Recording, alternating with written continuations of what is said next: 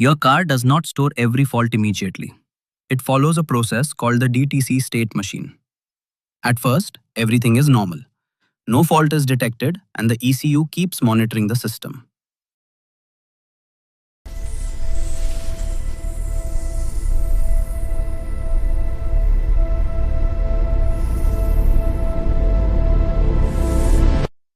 When a fault happens for the first time, the ECU does not immediately assume there is a serious problem. Instead, it marks the DTC as pending and continues monitoring the system. For example, imagine the wheel speed sensor gives an incorrect reading once during a drive.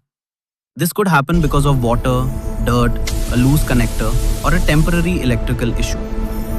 Since the ECU cannot be completely sure that the problem is real, it stores the fault as pending.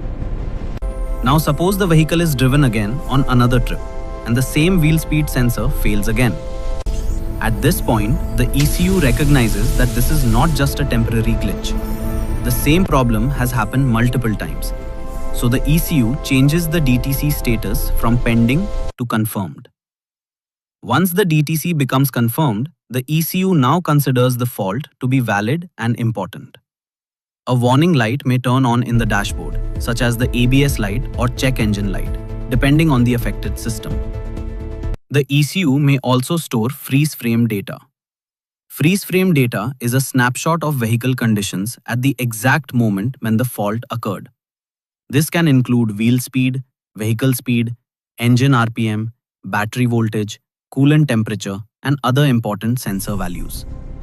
All of this information becomes available to diagnostic scan tools, so a technician can later connect to the vehicle and clearly understand what happened, when it happened, and under what conditions the fault occurred.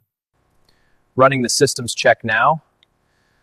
Looks like a minor anomaly in the throttle position sensor. I'll run a deeper scan to confirm. This process helps prevent false alarms and ensures that only real, repeated problems become confirmed DTCs. After the issue is repaired, the code can be cleared and the ECU returns to normal monitoring. That is how your car decides whether a fault is temporary or serious.